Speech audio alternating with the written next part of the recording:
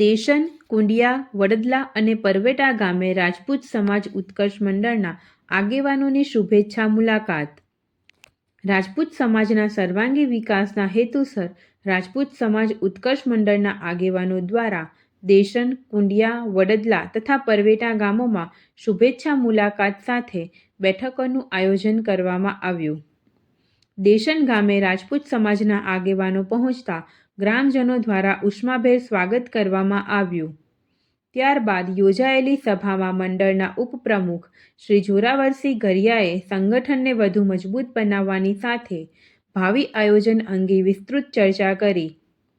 આ પ્રસંગે ગામના દાતા શ્રી પરમાર દિનુસિંહ નરપતસિંહ દ્વારા નવા સંકુલના બાંધકામ માટે રૂ11,000નું દાન જાહેર કરવામાં આવ્યું.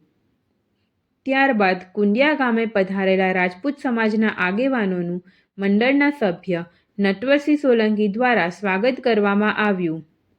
મંડળના સભ્ય શ્રી વિજયસિંહ રાઠોડે નવા આજીવન સભ્યો જોડાવા તેમજ રાજપૂત સમાજ ભવનના બાંધકામ અંગે વિગતવાર માહિતી આપી.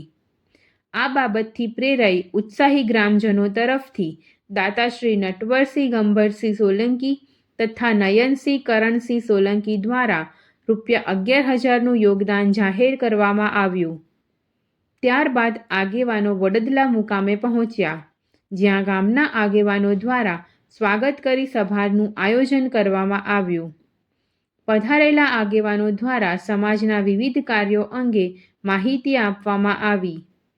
આ સમયે ગામના ઉત્સાહી દાતા શ્રી પ્રવીણસિંહ ભગવાનસિંહ પરમાર તથા ખુમાનસિંહ રતનસિંહ પરમાર દ્વારા રૂ11,000નું યોગદાન પ્રાપ્ત થયું. ત્યારબાદ પરવેટા મુકામે યોજાયેલી સભામાં મંડળના કમિટી સભ્ય કીર્તિરાજસિંહ પરમાર દ્વારા રાજપૂત સમાજ ઉત્કર્ષ મંડળની કામગીરી અને ઉદ્દેશો વિશે વિસ્તૃત માહિતી આપવામાં આવી. તેમજ ઉપપ્રમુખ શ્રી જોરાવરસિંહ ગરિયાએ વધુમાં વધુ નવા આજીવન સભ્યો જોડાવા માટે આહ્વાન કર્યું, જેના પ્રતિસાદ રૂપે ગ્રામજનો દ્વારા સકારાત્મક સહકાર આપવાની ખાતરી સાથે આશરે 60 જેટલા નવા આજીવન સભ્યો બનવાની જાહેરાત કરવામાં આવી. આ પ્રસંગે કમિટી સભ્યો દેવેન્દ્રસિંહ પરમાર, જયપાલસિંહ પરમાર, અર્જુનસિંહ વાસદિયા, ભાવિનસિંહ ઠાકોર સહિતના આગેવાનો ઉપસ્થિત રહ્યા હતા. સમગ્ર મુલાકાત દરમિયાન સમાજમાં એકતા, સહકાર અને વિકાસ માટે ઉત્સાહભર્યો માહોલ જોવા મળ્યો.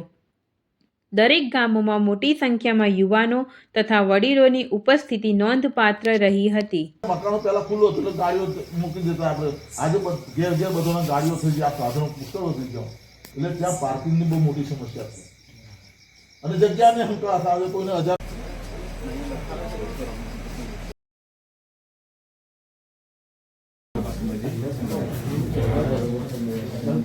Gracias.